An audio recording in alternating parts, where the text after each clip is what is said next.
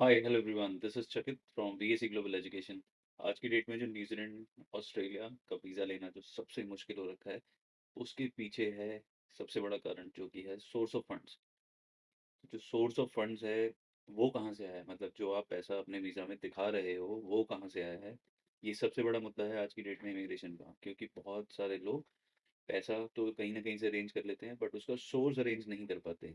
तो ये एक सबसे बड़ा मेजर चैलेंज है इस टाइम पे ऑस्ट्रेलिया और न्यूजीलैंड का वीज़ा लेने के लिए। Now in that case what are the solutions, इसके बारे में आज हम बात करेंगे in this video. So watch this video till the end so that you get the complete information.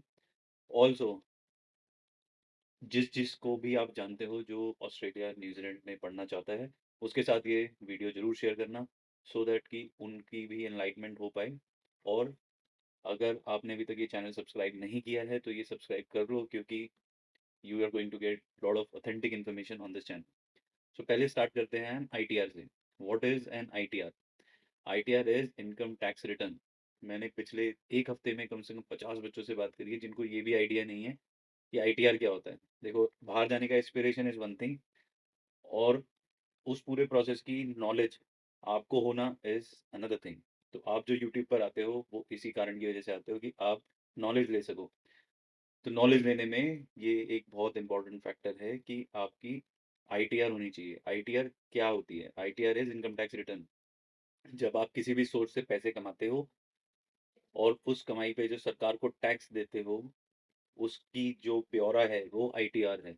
Means कि आपने आपने एक बिजनेस किया, लेट्स से प्रॉपर्टी डीलिंग का बिजनेस किया। तो आपने जब वो बिजनेस करने जाते हो, एक होता है बिजनेस, एक होता है फ्रीलांसिंग।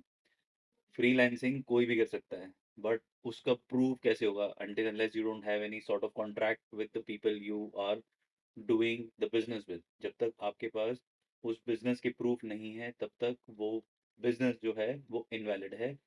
जो सोर्स बताओगे आप अपनी आईटीआर में वो इनवैलिड है। So you need to make sure कि जो भी आप बिजनेस कर रहे हो, जिसके बेसिस पर आप आईटीआर फाइल कर रहे हो, वो आपके पास उसके सारे डॉक्यूमेंट होने चाहिए।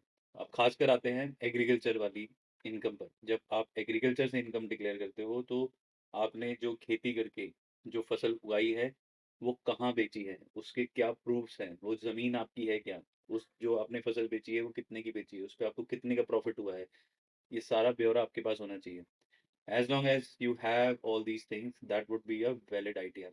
अब जिन बच्चों के पास प्राइवेट लिमिटेड कंपनी है, जिन पेरेंट्स के पास या फिर उनके पास प्रोप्राइटरशिप है या पार्टनरशिप फर्म्स है, ओपीसी है, एलएलसी है, ये सब वैलिड है। इससे जो भी आप इनकम अपने अकाउंट में ले रहे हो, करंट अकाउंट से आपके सेविंग अकाउंट में, that is all valid as long as that business is mention on your computation sheet. That's the logic behind the ITR. कि इमिग्रेशन ये चाहती है कि आप जो भी फंड्स अपने अकाउंट में शो कर रहे हो, उसका सोर्स क्या है, वो कहाँ से पैसा आया है, आपके बिजनेस से आया है या आपकी सैलरी से आया है। तो जो अगर वो इनकम बिजनेस से है तो उस बिजनेस का क्या मायने हैं, उस बिजनेस का क्या वजूद है, उसके आपके पास क्या डॉक्यूमेंट्स हैं। As long as you are able to produce those kind of documents, immigration has no problem in giving you the visa. अभी फरवरी इनटेक ऑलमोस्ट निकल चुका है। सब लोग जो है वो जुलाई इनटेक की तैयारी कर रहे हैं।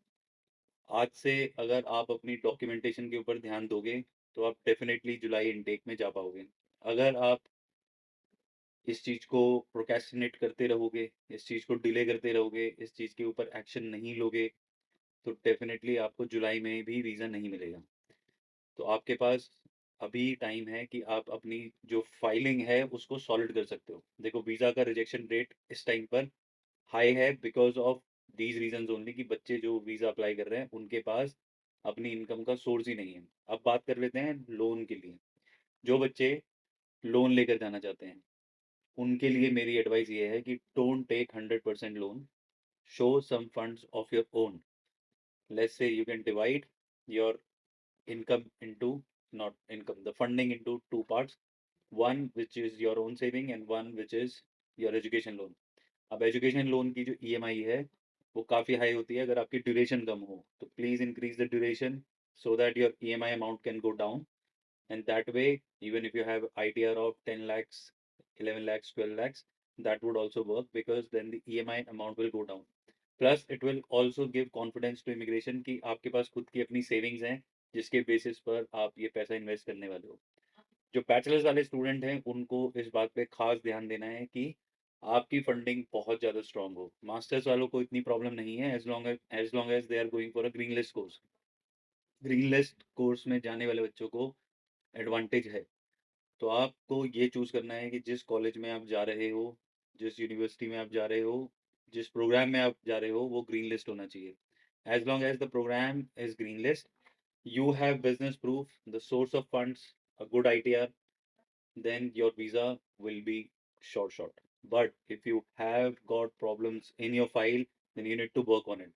You would need advice from experienced counselors so they can help you and guide you in a better manner how to arrange the funds, how to arrange your ITRs. Arrange से मेरा कहने का मतलब ये है कि किस तरीके से उसमें आपके पास जो डॉक्यूमेंट्स हैं वो किस तरीके से अलाइंड हों कि इमिग्रेशन को ये समझ आए कि ये सारे जो डॉक्यूमेंट्स हैं वो जेन्युइन हैं, और जो कि जेन्युइन डॉक्यूमेंट्स होंगे आपके, तभी आपको वीज़ा मिलेगा। अदरवाइज भूल जाओ कि आप न्यूजीलैंड या ऑस्ट्रेलिया जा पाओगे। अगर आपके पास ये सब नहीं हो रहा है तो यूके आपके पास डेस्टिनेशन है जहाँ पे सोर्स ऑफ फंड्स नहीं चाहिए। कनाडा डेस्टिनेशन है जहाँ पे सोर्स ऑफ फंड्स नहीं चाहिए। और इवन यूएस के लिए सोर्स ऑफ फंड्स नहीं चाहिए। एक दिन पुराने फंड्स भी चलते हैं यूएस के लिए। कनाडा में you just need to show that you have sufficient funds to cover your tuition fees and living expenses, and same is the case for UK. यहाँ पर आप जा सकते हो, 1 साल की मास्टर्स करो, 3 साल का post study work visa Canada के लिए, 3 साल का post study work visa US के लिए, 2 साल का यूके में, उसके बाद जर्मनी आपके पास ऑप्शन है, आयरलैंड ऑप्शन है। बट अगर मैं बात करूँ ऑस्ट्रेलिया और न्यूजीलैंड के लिए तो आपको आपकी आईटीआर ही एक ऐसी चीज़ है जो आपको वीज़ा दिला सकती है। Academics it's already there with you, right? IELTS you can already do which you have already done. बात आके रुकती है आपके फाइनेंशियल्स पे। As long as you have good financials you are going to get the visa. If you don't have the good financials, I'm sorry, you will not be able to get the visa. So your financials is the key thing which is going to get you the visa. अभी आपके बहुत सारे सवाल होंगे, questions होंगे, so please get in touch with us so that I can discuss your profile and give you the tailored solution how you would be able to get your visa.